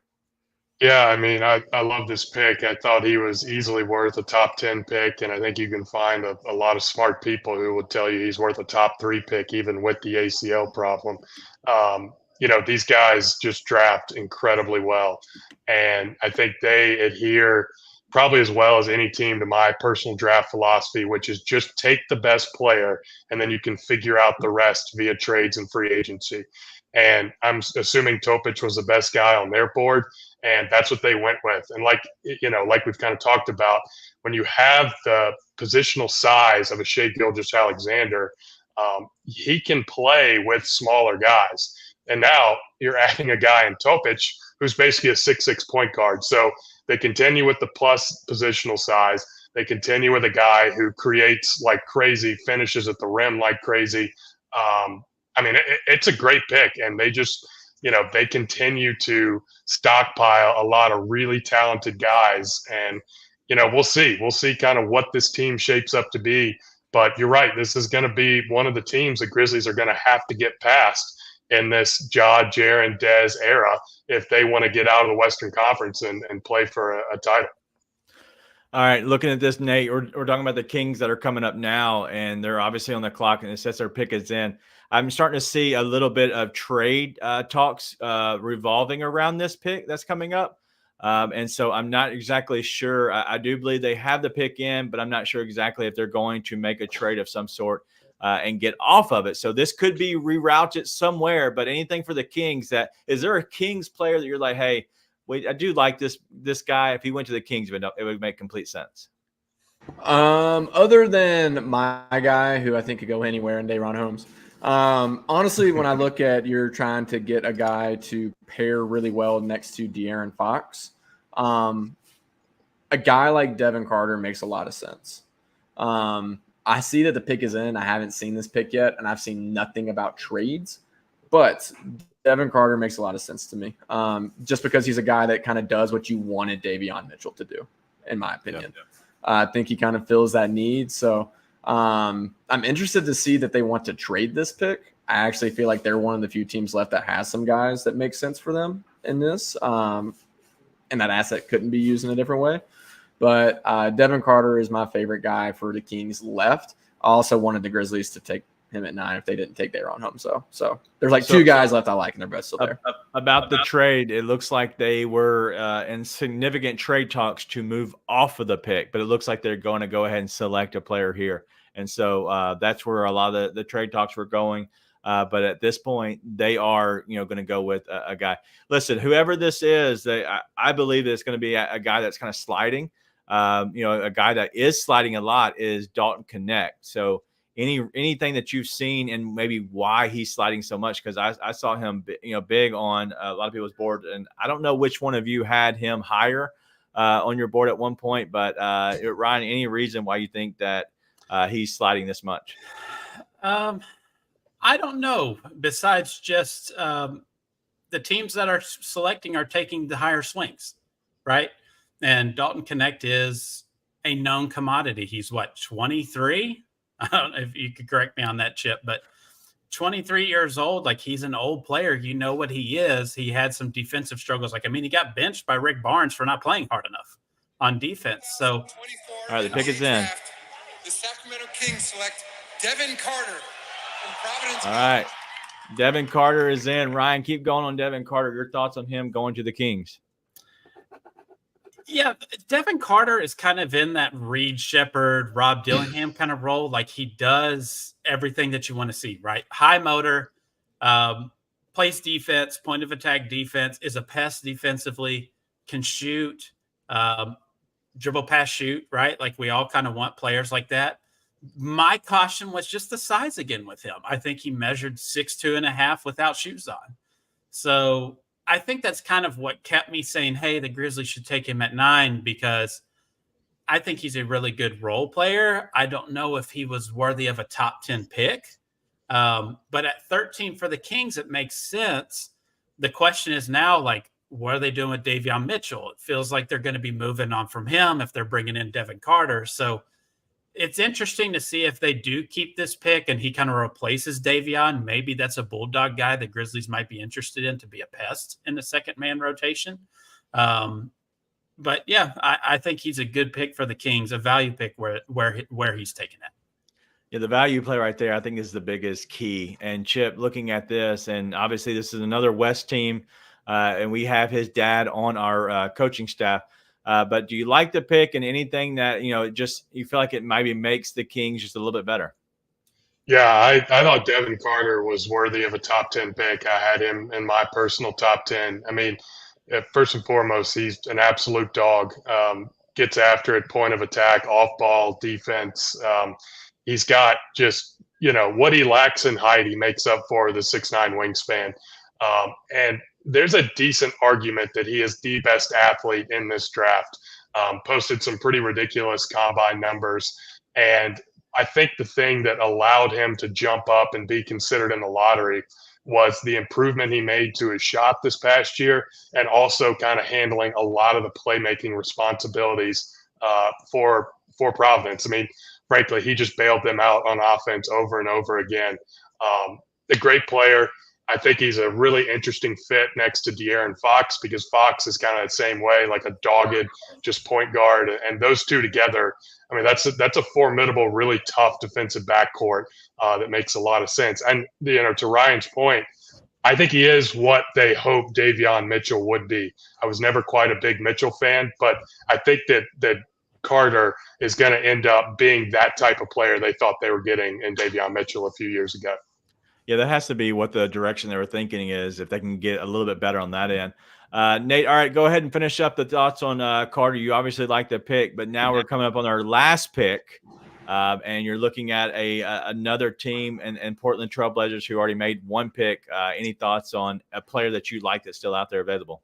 Well, they traded that pick to the Wizards, which I forgot until the graphic popped up on my screen. That was part of the Denny Avdia trade earlier today. Okay.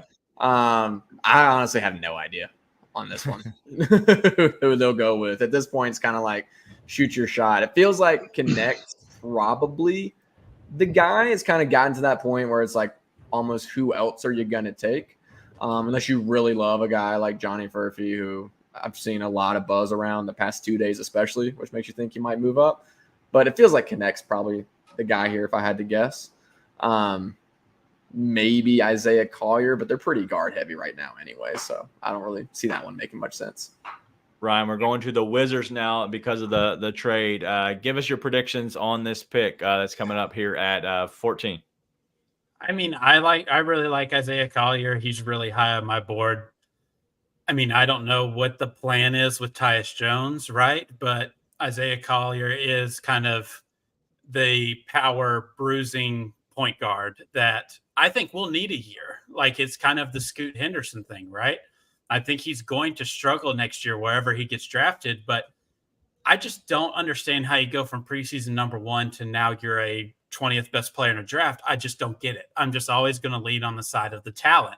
And so I think Collier is supremely talented as a point guard and gets downhill whenever he wants. Finished really well at the rim for a pretty mediocre USC team. And saying pretty mediocre is actually kind to that team. But yeah, I would take Collier. Why not? All right, we have the pick. Sorry, this is not the trade. And so I thought we had another graphic. So the different trade that's gone. While you're pulling that up, I'd like to apologize. I realized that I talked about the trade and then immediately gave my breakdown for Portland saying they're guard heavy. So my bad. What an idiot. All right. All right. So we're going to go ahead, Chip. Last thoughts. It looks like actually they're going to the commissioner now. And so Portland's on the clock, but it's actually Washington. The Portland Trailblazers select Bub Carrington. Oh, wow. Bub Carrington. I love it. Shout out to Bub. Listen, a shout out to a lot of people. Listen, this is pick 14. We're about to wrap up very shortly. But thank you to a lot of people that have come in and that are honestly you're going to stay up with us for the rest of the show. But if you're leaving, thank you for hanging out with us. It's been a fun night. But Chip, let's go to you, Bub Carrington. Oh, Carlton himself. How you like it, especially the fit in Washington? Yeah, man. I am a huge Bub Carrington fan. This guy is electric on ball, one of the best on ball scorers. Just gets to his shot and makes his shot at an incredibly high level. Maybe the best shot creator outside of Rob Dillingham in this class, and he's 6'5". So there's a chance that Bub Carrington is going to return top 10 value in this draft. I think you'll find a lot of smart people that are really high on him. Defensively, there's not a ton of sell there. He's probably just going to have to survive as a defender, especially as his body continues to fill out. He's a young guy, but just a flat-out on-ball bucket getter. And going to Washington seems like they're going to have a lot of shots available, so that'll be fun to watch. Yeah, definitely throw it up. They got Sarr early as the second pick, so Washington coming back here after getting off of Denny Avdia. So obviously the shots, available for sure. Ryan, your thoughts on Bub?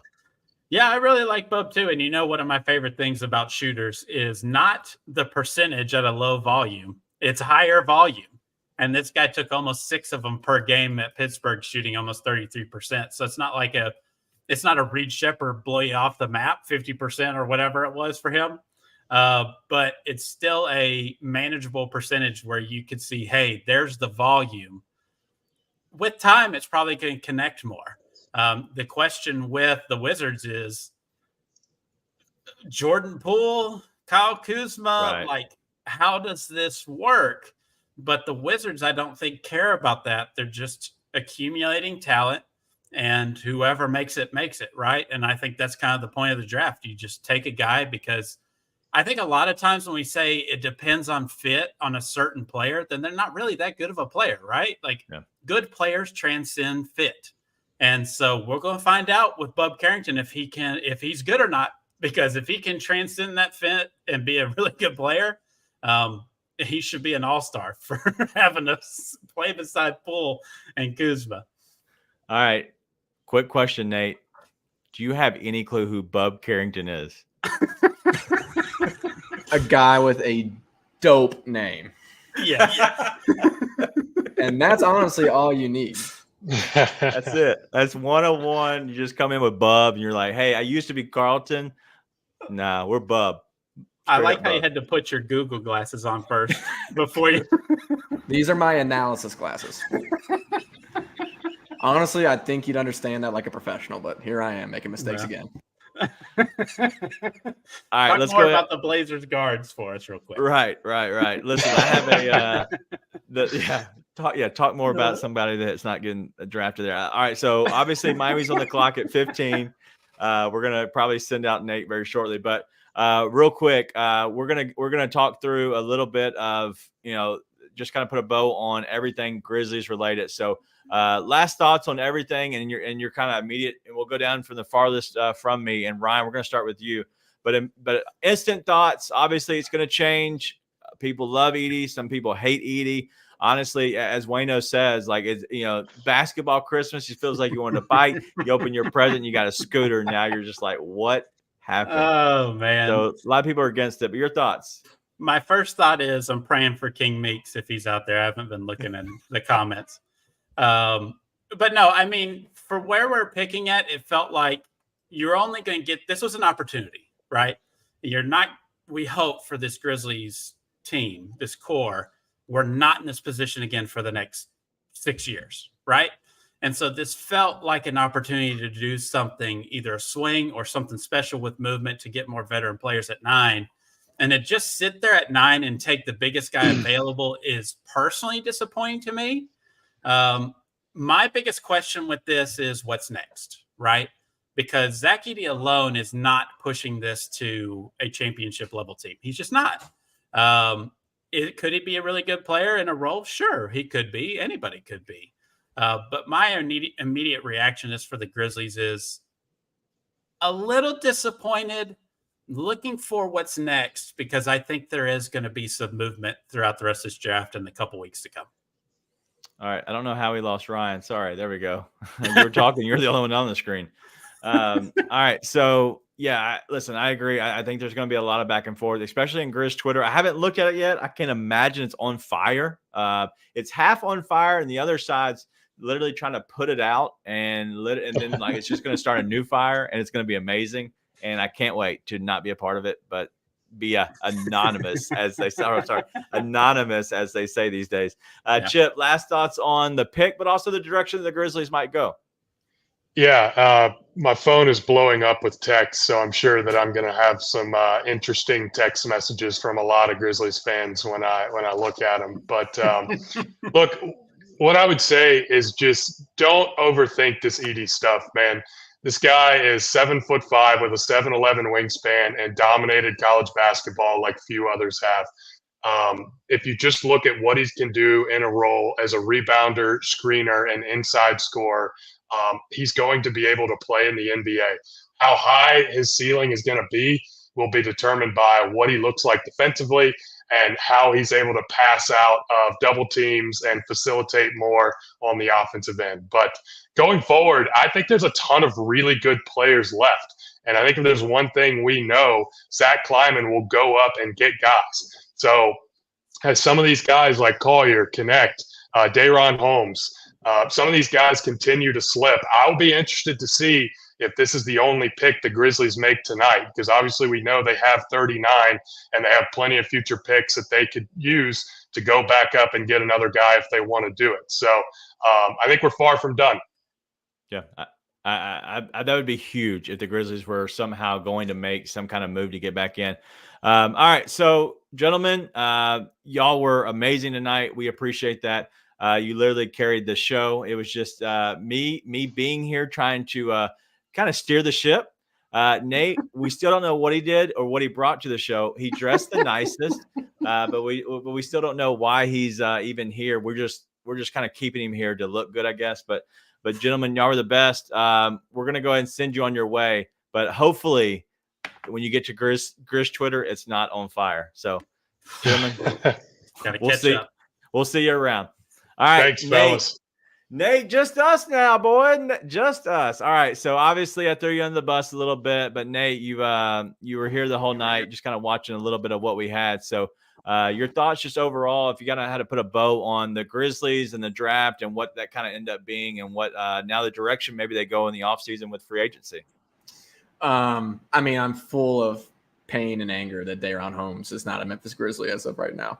But honestly, I said it when the pick came in. My biggest knock on Edey was that he wasn't Day'Ron Holmes. Like I've just been so big on that guy, in the way I thought he could fit with Memphis. But I am more than prepared to be talking to him. Like I said, part of what happened when I was talking with, I was talking with Chris individually about this, but also there was a whole Twitter exchange. Sorry, X exchange. Still feel like that sounds too sexual, but a whole exchange there. And my big thing was, I was like, listen, when I watch the highlight reels, I see what I see. His footwork looks better in there. He looks sharper. He looks like he knows what he wants to get to. Feels comfortable getting to it.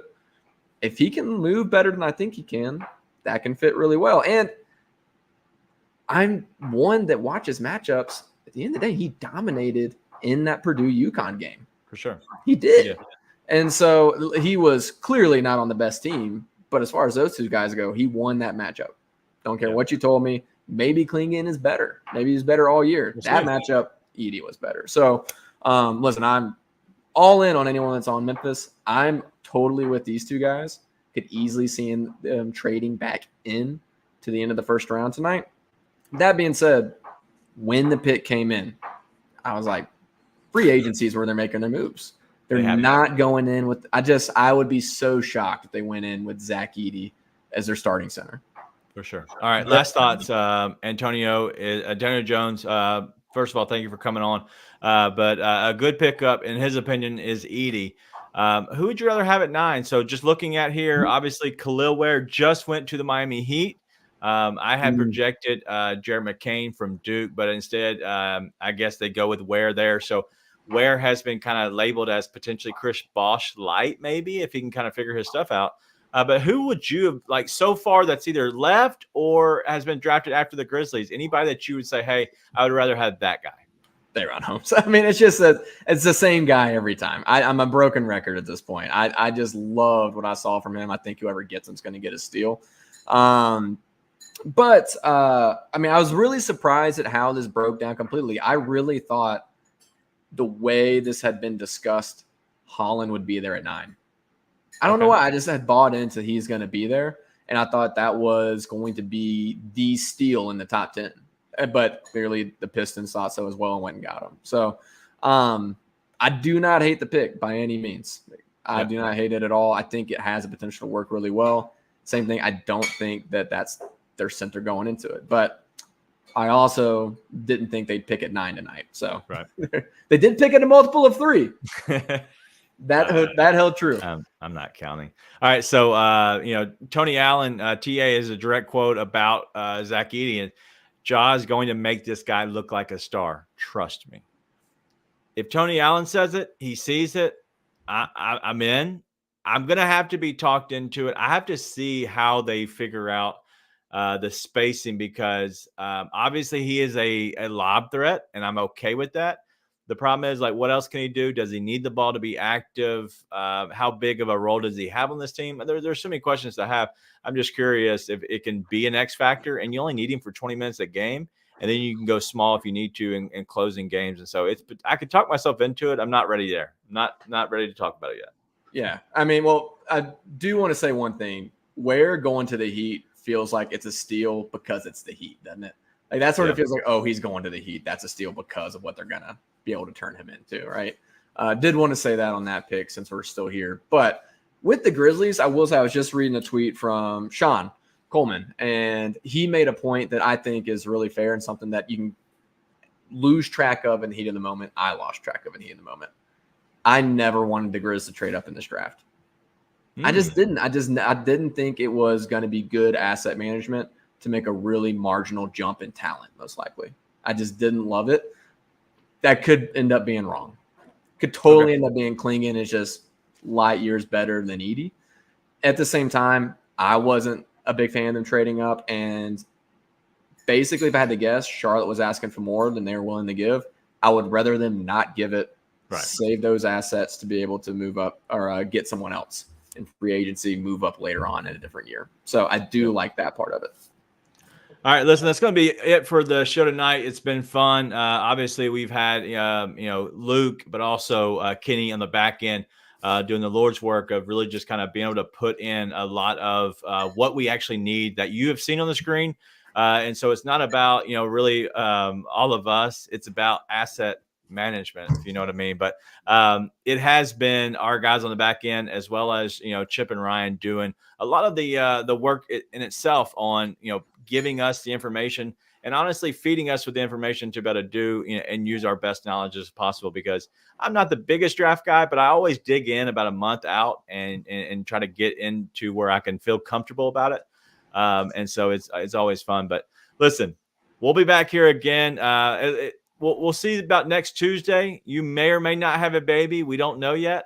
But I will say on behalf of Grizz 901, but also Bluff City Media, thank you everybody for tuning in and tuning into the show tonight, as it was a special, but it's also as we look into, honestly, you're going into free agency, then you're going to go to summer league, and then we're going to be off for a while before the Grizzlies come back. So we have a long road ahead till the NBA season gets back. But honestly, shows like these, but also the rest of the shows that are on and in the morning, do me a favor, tune in to the Daily Grind. They're going to be there at 7:30 Central. It's going to be one of the first shows that you're going to see. All these other shows, they're going to happen after that. So why not go get the newest information at 7:30 in the morning right here at Bluff City Media on the YouTube channel. But that's it for Nate, but also our guys on behind the screens, Luke, Kenny. We also have our draft specialist, Ryan and Chip. I'm Daniel Greer. Thank you for tuning in, and thank you everybody for watching and hanging out with us. Be nice and tell your friends.